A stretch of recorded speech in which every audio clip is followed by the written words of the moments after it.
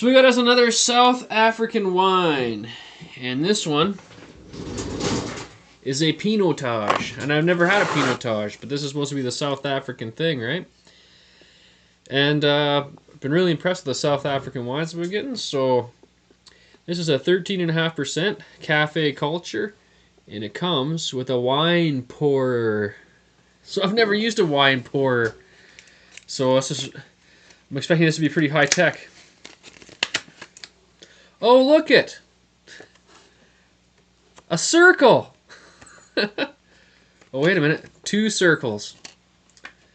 So I guess I know. I sort of know how this is supposed to work. You put this in here like this. And I don't know if this is really necessary. I never really had an issue. But it looks cool. So let's pour this in an epic fashion here.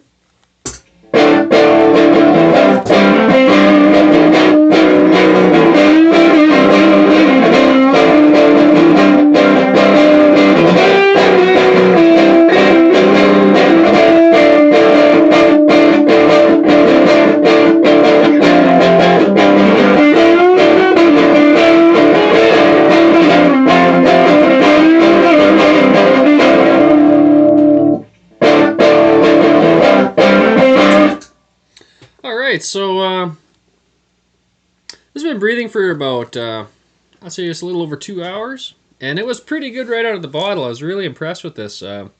This one's supposed to taste like chocolate and stuff, so let's see what we got now.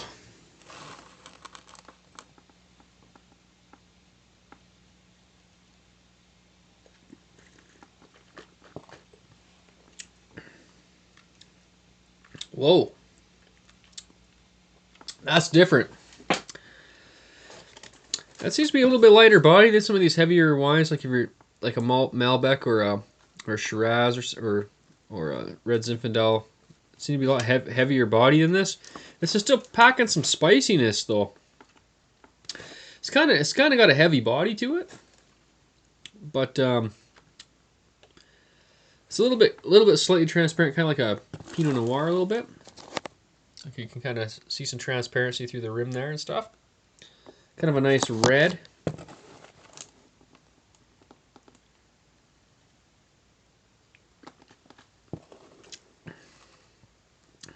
A nice fruitiness right up front.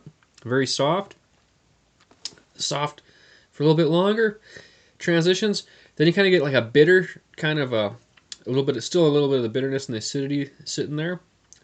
And then it rides out into like a spicy chocolate, like I'd say like extreme dark chocolate, with kind of like that bitterness you get from like unsweetened dark chocolate. And it finishes like there's not a whole lot of aftertaste. I'm getting a little bit of like kind of like the alcohol and stuff comes back up after you've drank it. It kind of gives you a bit of a alcohol reflux or something.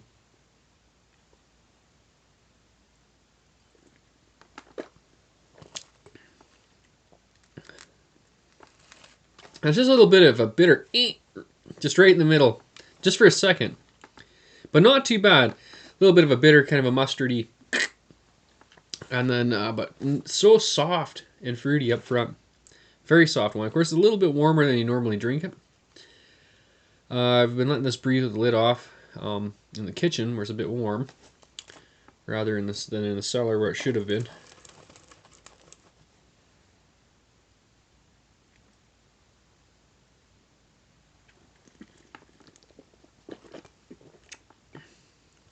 Well, it was definitely a little bit more complex to begin with. The breathe time has gotten a lot softer. That's a very enjoyable wine. This was a very good deal, and this pourer works actually really well. Like the way, you know, I've never felt the urge to get a pouring device, but after using this, this might have changed my mind. That's nice. Not a drop gets spilled. That's gonna leak. Oh, that's high tech, I'll tell you what.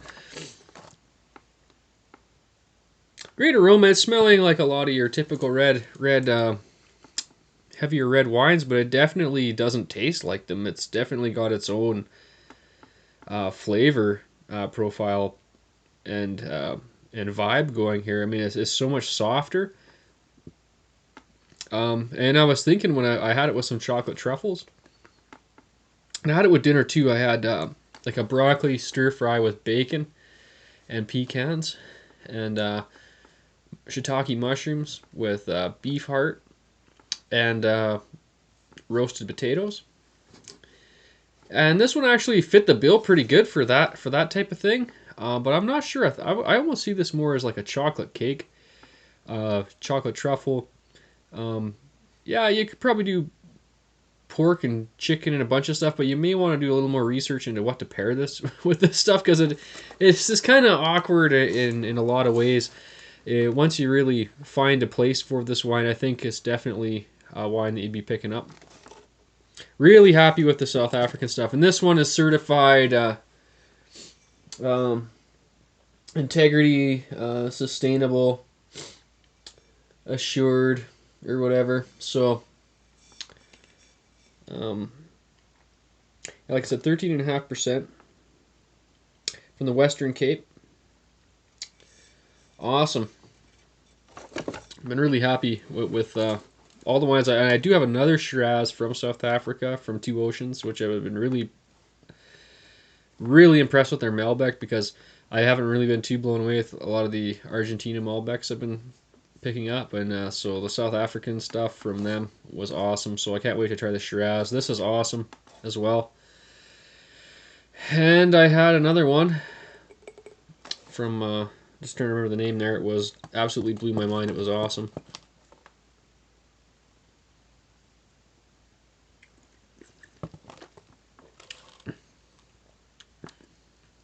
Guardian Peak or something like that. Shiraz was amazing. And the years on these South African ones, I'm picking these up. This is a 2012, by the way. It's 2015, January 2015. And the Guardian Peak was ancient. It was like, I can't even remember what year it was. It was old. And so no one's buying these. I don't know if it's because there's some issues with the humanitarian stuff with the government or what's going on there politically. Because I don't know much about it. And so I don't know if people are boycotting these products. And I'm just the asshole who keeps buying them or something. But this is fabulous wine, I'll tell you what.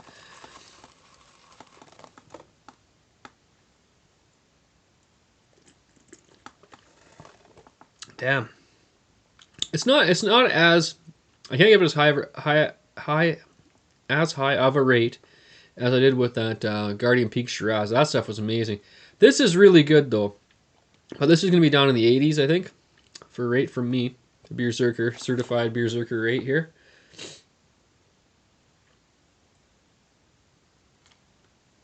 It's got some excellent qualities to it. The breathe time didn't fix it up as much as with some of these Chilean and South African wines. A little bit of breathe time, like 2 to 3 hours, and these wines are just like awesome, right? This was not quite getting there, but it is a really cool wine all the same. Like, it's definitely not crap. It's definitely probably better than most of what's in your wine store. So definitely give it a shot. Plus, this is like at the very most $15. Excellent deal.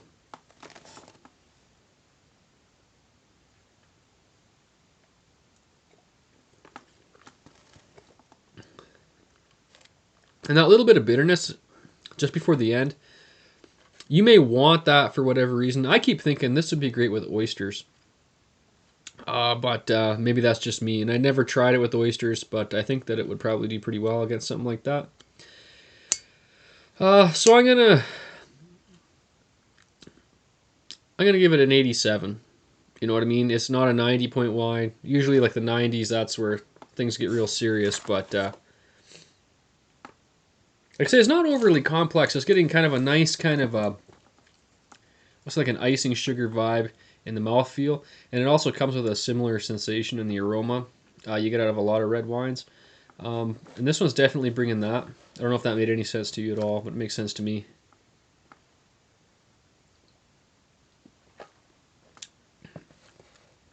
A little bit of mustardy bitterness just before the finish is the only thing really turning me off.